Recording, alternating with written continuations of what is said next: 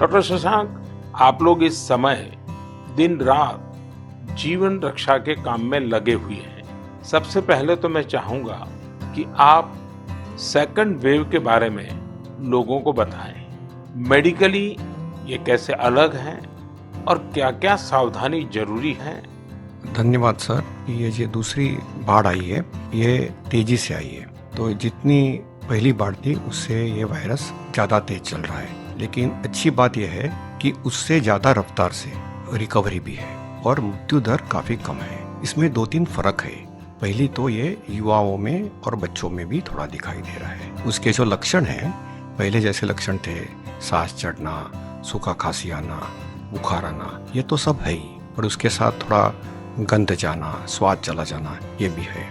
और लोग थोड़े भयभीत हुए। भयभीत होने की बिल्कुल जरूरत नहीं है। 80-90% लोगों में इसमें कोई भी लक्षण नहीं दिखाई देते हैं।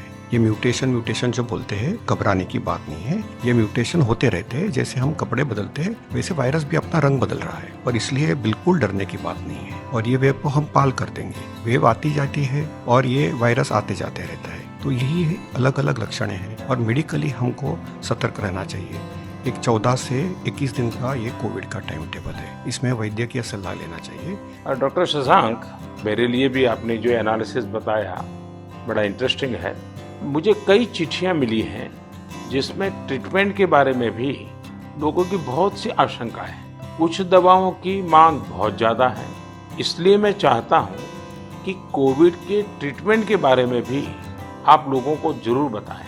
हाँ सर, क्लिनिकल ट्रीटमेंट लोग बहुत देरी से चालू करते हैं और अपने आप बीमारी से दब जाएंगी ये भरोसे पे रहते हैं और मोबाइल पे आने वाली बातों पे भरोसा रखते हैं। और अगर सरकारी दी हुई सूचना का पालन करें तो ये कठिनाई का सामना नहीं आता है। तो कोविड में जो ट्रीटमेंट क्लिनिकल प्रोटोकॉल है उसमें 3 प्रकार की तीव्रता है। हल्का या माइल्ड कोविड, मध्यम या मॉडरेट कोविड और तीव्र कोविड जो सीवियर कोविड बोलते हैं, इसके लिए है। तो जो हल्का कोविड है उसके लिए तो हम ऑक्सीजन का मॉनिटरिंग करते हैं, पल्स का मॉनिटरिंग करते हैं, बुखार का मॉनिटरिंग करते हैं। बुखार बढ़ जाता है तो कभी कभी पैरासीटामोल जैसी दवाई का इस्तेमाल करते हैं और अपने डॉक्टर से संपर्क करना चाहिए। जो मॉडरेट कोविड होता है, मध्यम कोविड होता है या तीव्र कोविड होता है तो वैद्यकीय अपने डॉक्टर के साथ संपर्क करना बहुत जरूरी है। सही और सस्ती दवाई अवेलेबल है जिसमें स्टीरॉयड जो है ये जान बचा सकती है। जो इनहेलर्स दे सकते हैं हम, टैबलेट दे सकते हैं हम, और उसके साथ ही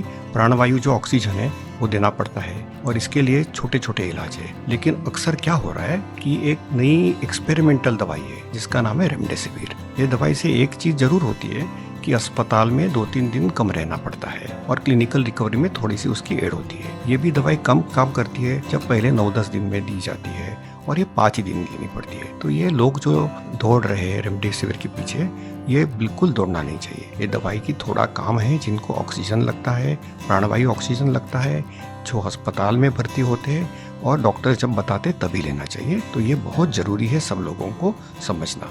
हम प्राणायाम करेंगे, हमारे शरीर के जो लंग्स है उसको थोड़ा एक्सपांड करेंगे और जो हमारी खून पतली करने वाली जो इंजेक्शन आती है जिसको हम हिपैरिन बोलते हैं, ये छोटी छोटी दवाइयाँ देंगे तो 98% लोग सर ठीक हो जाते हैं। तो पॉजिटिव रहना बहुत ज़रूरी है।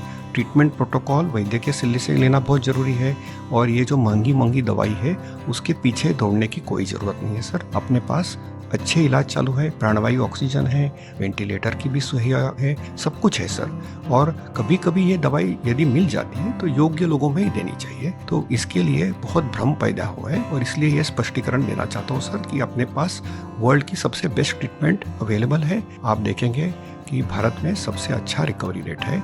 आप यदि कंपेयर करेंगे यूरोप के लिए, अमेरिका, वहीं से भी हमारे यहाँ के ट्रीटमेंट प्रोटोकॉल से मरीज ठीक हो रहे सर। डॉक्टर शशांक, आपका बहुत बहुत धन्यवाद। डॉक्टर शशांक ने जो जानकारियां हमें दी वो बहुत जरूरी है और हम सबके काम आएगी।